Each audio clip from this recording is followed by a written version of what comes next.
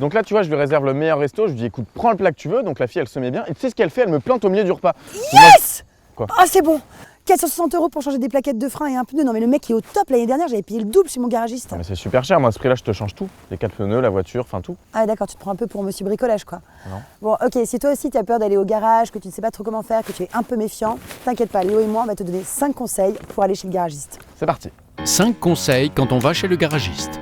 Conseil numéro 1. Votre garagiste doit afficher les prix. Un arrêté de 1987 oblige normalement un garagiste à afficher ses prix en TTC. Donc tu dois aussi bien trouver le prix du taux horaire des différentes main-d'œuvre que les prestations tarifaires affichées. Non, mais c'est bon, c'est juste que j'avais pas de scotch pour afficher. Bon voilà, sinon, fuyez! Fuyez! Allez, dégage! Fuyez! Conseil numéro 2. L'inspection du garage. Un garage à moitié vide n'est pas forcément mauvais signe. Cela peut vouloir aussi dire qu'ils sont bien organisés et qu'ils respectent les délais. Mais si le garage est sale, qu'il y a des taches d'huile, des carcasses de voiture ou des pneus qui traînent, là vous pouvez peut-être commencer à vous inquiéter. Bon, votre voiture est prête. Hein. Je l'ai garée là-bas, à côté de la Deuchot 75. De Doche. Ah, alors si vous trouvez des voitures de collection au fond du garage, c'est plutôt bon signe. C'est même un très très bon indicateur parce que les collectionneurs ne travaillent pas avec n'importe quel garagiste. Eh oui, On y va? on y va. Conseil numéro 3. Demandez un devis à votre garagiste. Bon, à vue d'œil, je dirais qu'il y en a pour 2 jours de réparation. 2 jours? 3 jours. Mais attendez, il n'y a qu'une roue à changer. Hein. Ouais, c'est ce que je dis, 2 jours. Bon, bah écoutez, tenez, je donne ma carte. Bien sûr, hein. Au revoir. Je vous appelle. Au Ouais. revoir. Évidemment, ne soyez pas aussi naïf qu'Aurélia. Si un garagiste prend votre voiture sans faire de devis, fuyez. Un devis fait figure de contrat, il ne doit pas dépasser les 10% sur le prix des réparations prévues. Ce prix peut être déduit à la fin sur votre facture. Bon, surtout sur le devis, vérifiez le détail des opérations. Petit 1, la nature des interventions. Petit 2, la liste des pièces. Petit 3, le coût de la main-d'œuvre. Un dépassement peut être justifié par le coût de pièces supplémentaires ou plus de main-d'œuvre, mais le garagiste ne peut rien faire sans votre accord, il doit vous informer avant. Et bien sûr, avant de partir, exigez la garantie de la réparation. Parce qu'un garagiste sérieux doit assurer la pérennité de ses travaux durant plusieurs mois. Compris? Compris. Conseil numéro 4. De la pédagogie. Bon bah visiblement, vous avez une chaussette trouée, hein. Ah, tu m'étonnes quel téléphone de frein. Que quoi? Je comprends pas ce que vous dites. Puis elle a qu'un œil, votre voiture. Hein.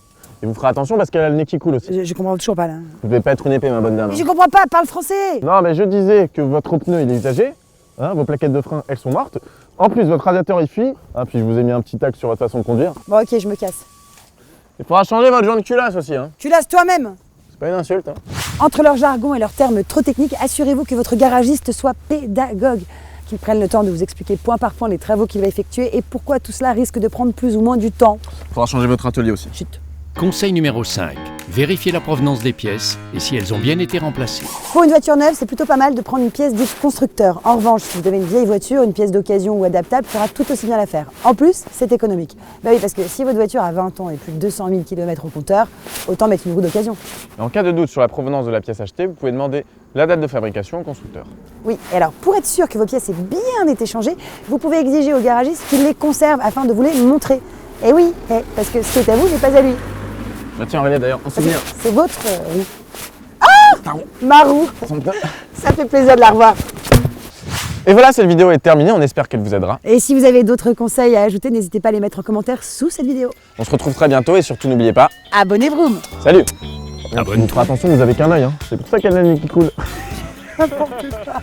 Ça fait plaisir de la revoir. Ah, ça me fait... Ça va? Ouais, ça va, ça. Ça rebondit. Bêtisier direct ça.